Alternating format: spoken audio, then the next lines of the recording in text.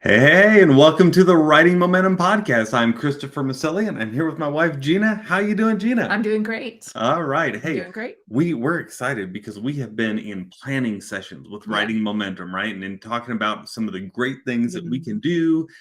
do. We've already started these writing moments where Mhm. you can get together with us and you can write every week. And we Mhm. write on Wednesdays at noon Central Time. You can find out more about that at writingmoments.com. We have Right. training and then we have writing. It's been really fun, but Mhm. that's just the beginning. We have some other cool things coming up, don't we? We do. We have been planning, and we're not going to tell you what they all are right now, Oh, but it's a we secret. do. It's a bit of a secret. We're going to be rolling some things out over the next few months.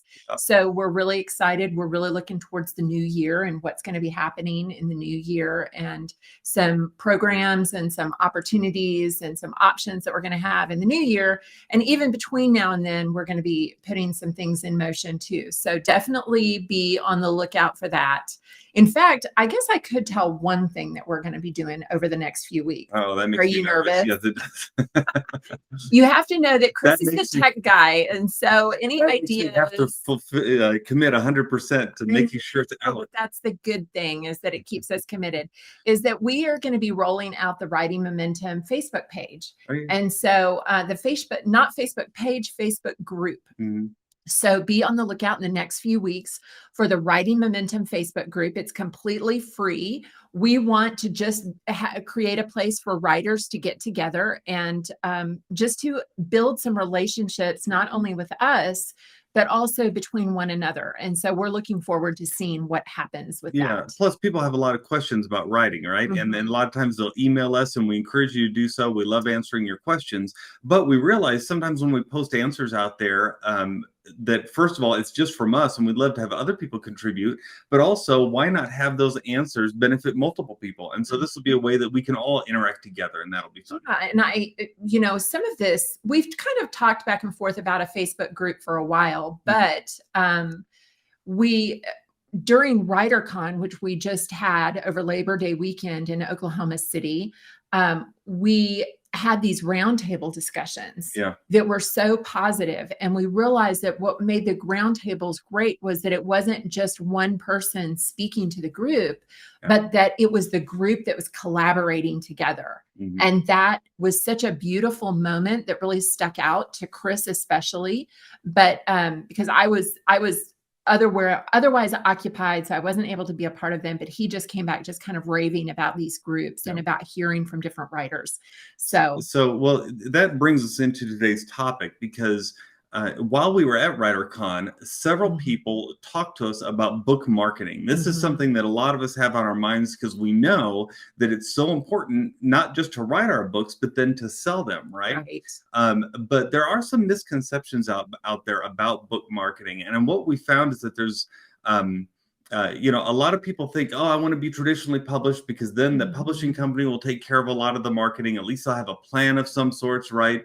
But what we found over the years, especially in these more recent years, as publishing has changed so dramatically, is that we really need to be business minded and financially yes. minded as authors to make sure that when we're publishing our book that it's worthwhile for us to do that, right? And there's a lot of reasons why people publish, and so there it may be worthwhile for you for different reasons other Mhm, than finances. For some people it's purely financial, right? They mhm. just want to publish because they need the money. Other people it's more about that feeling of being published, be able to say, hey, I'm an author, my book's out there. It's kind of a bucket list. Yeah, It's it a is. bucket It's a list bucket stuff. list I thing. want to publish a book and this is what I want to do. Mhm. It's not something I see myself doing as another career. It's just something that's important to me for now. Yeah, and another reason is just for legacy. Some people want to publish a book to have something to pass on to their children or grandchildren, Mhm. whether it be their story or a children's story or something else. They want to have legacy. So there's a lot of different reasons we might publish, and so you want to keep that in mind. But often this idea of being an author gets in the way of us looking at the business side Mhm. of writing, right? Yeah. And that's I think that's so important to consider because for some people they may realize, you know what, if I'm not making money on this, maybe this isn't a thing I want to do. Right. And I can speak to some of that a little bit on a personal level Mhm. because I have been traditionally published, but with one of my books, especially that I had published, um, I had a co-author, and by the time it was all said and done, there was each book only profited me 75 cents. Now I got a little bit of an advance, but Mhm. so, Which is common, which right? is common. When you publish traditionally, you'll generally get 15% is what you get on the book. So in this case, if the book net sold for $10, then Gina and her co-author were making $1.50 or 75 cents each. Right. So at 75 cents each, when it came time around to do some marketing and some promotion, I kind of had this idea of I wanted to put a marketing plan together. I wanted to do some things.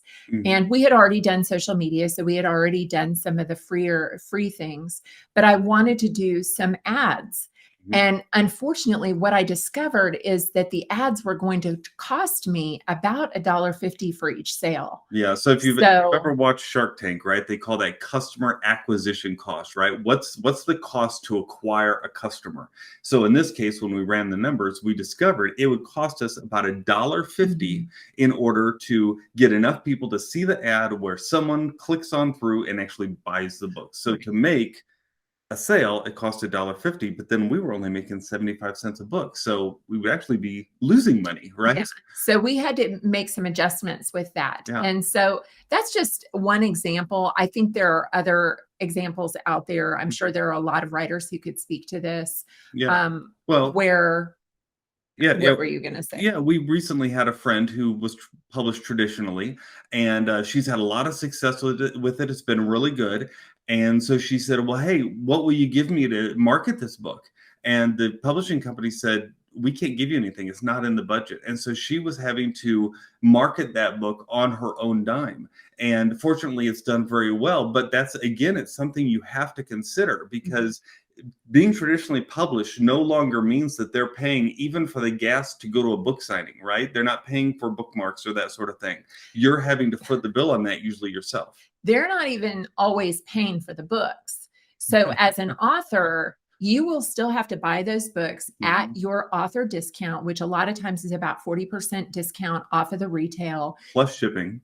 And you're paying for shipping. Hmm. So and then you're taking it to maybe if you're doing a fair or you're doing some local signings, that kind of thing, you can sell it there. But it's just, there is a cost associated with it is Yeah. what the bottom line is. And so as a business person, you have to be aware of those costs and you have to be running those numbers. That's right. This is exactly the reason why so many authors are turning to self publishing. Yeah. Because when you self publish, you have more of an opportunity to go ahead and say, you know what, I am going to receive more money for my book, right? I may Mhm. not sell as many books, but especially if you are working in a niche market, you want to make sure that you make more money per Right. book. So if, for instance, Gina had self-published that book and she was making $7 or $8 per book,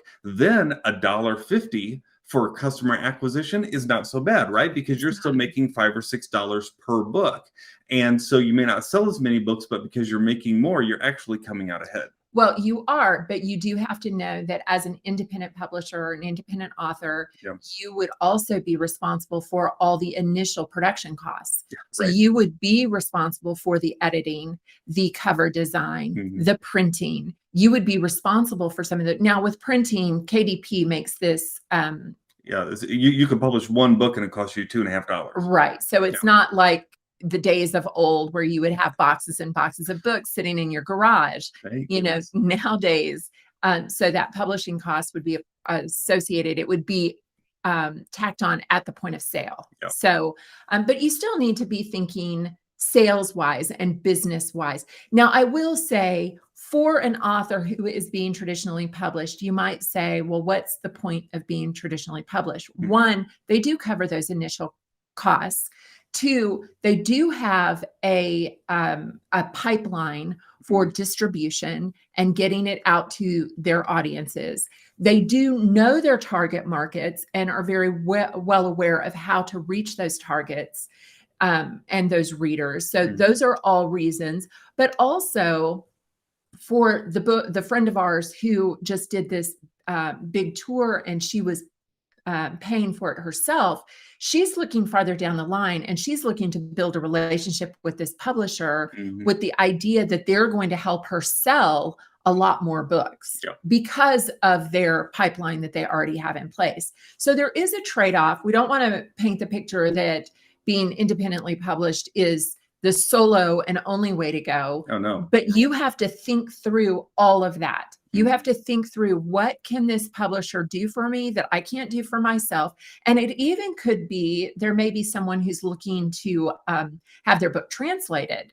That is another cost that as an independent publisher, you would have to take on yourself, where for the traditional publishing, they would take that on, they would take care of that, and they would also have a Yeah. pipeline in that way. So Yeah. there's a trade-off in I all of these. I recently talked to another author who she had a great idea for a book, and she said, "You know what? I'm not going to write this yet. I want to actually know what the true cost of this book is, whether it's even going to sell." And so she decided to hire a company that would do a market survey for her and find out if the topic of the book was even viable. And I Mm, thought that was really clever. I have not met many authors who are willing to do a market survey because they have an idea, they just want to get it out there. But she wanted to make sure that it was actually worth her while to, for all the months it'll take to write the book she was going to self-publish it, the yes. costs that she might incur with that, is it worth it? And so she's doing a survey. So these are the kind of things. The bottom line is we really need to make sure that we're financially minded, that we're business minded Mhm. when it comes to creating the book, because it comes down to us. Because Gina, when you traditionally publish, what can you expect as far as marketing goes? Who's responsible for it? Me. Yeah. When you Bottom self-publish, line, and you're going to get that book out there and it comes to marketing, who's responsible for it? me. Yeah, you again. So Yeah. either way you look at it, you're going to be responsible for marketing, and that's something really to consider if you want to be a published author today. Is that you also need to learn how to market, but Mhm. don't let that scare you. Yeah. There are creative ways to market. There are ways that we as introverts can market that still is very comfortable, and that's why we have this podcast. Is because we want to help people learn about those kinds of Yeah, things. absolutely. Yeah. Absolutely. We want to help you learn some of the things, but we want to start from a place of this foundation of thinking being business minded with the way that we think about our writing, think about ourselves. And one thing that I would like to point out is that when you are thinking about writing, and this doesn't matter whether you are fiction or nonfiction, children's, it just doesn't matter in any way.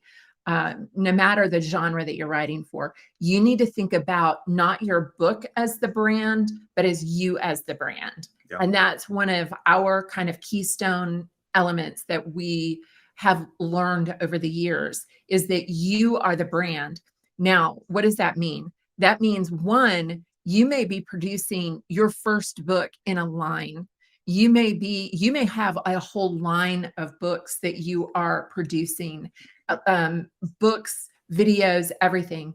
You may have a blog that you are building up through social media and through your website, that then you are producing a book that supports that blog. So it may be that you may be a speaker who wants to have a book that you can sell when you go to speak, and that's okay, but that's your brand. Your book supports your brand. Mhm. The brand, even if you are a fiction writer, you are the brand. People don't necessarily go in and look for well, they do look for a specific title, but once you've converted that person over to appreciating you as an author, they will be looking for you. They will be looking for books by you, even more Yeah. than they'll be looking for individual titles. They'll be saying, I loved this book so much. What else does that person have? Yeah, and this goes back to that idea. Do not forget this, that you are more than one book, right? Yeah. You don't just look at that single book idea you've got and think, okay, that's it, right? Your eggs are not all in that one Mhm. basket. That is really, in my opinion, usually your book is just an entryway to so much more that you have to offer the world. And so, so yeah, just remember, hey, The book Yes. is just the starting point. It's just the starting But the point. bottom line is you're responsible for book marketing. Yeah. Think about your book marketing, but think about your writing, your book marketing as a business. This is part of your business. And so just be thinking about, how do you want to brand your business? How do you want to position your business? Really be thinking through that. And it will, I think, as you work through that process of just thinking through that, you will come to see a broader picture. You will get your eyes not just on your book, but maybe that book then becomes, there's an offshoot to that book that becomes your second book. Yep. Or maybe there's a Or speaking or Yeah. a course. There's a lot of different opportunities, a lot of different directions that you can go. Hey, if you find these podcasts and like this topic, if you found it interesting today and you said, hey, that's something that I can keep in mind, would you go ahead and let others know by going into your podcast app and clicking to leave a review and leave a written review of what you think of this podcast? That helps other people find it. And then just rate, review, subscribe so you don't ever miss an episode. We have a new one that comes out every single Wednesday. We haven't missed one yet. Every single Wednesday we have a podcast that lands. And if you don't want to miss it, then go ahead and hit subscribe. Hit that subscribe button on your app, and then share it with a friend, because that's how other people can find this too. There's enough room in this for all of us. And so we thank you for listening. You guys mean so much to us. And if you want to hear about a certain topic, send us a question, send us an idea, and we'll be happy to record our thoughts on it just for you. Until next time, we thank you, and don't forget that together we have writing momentum. Bye-bye.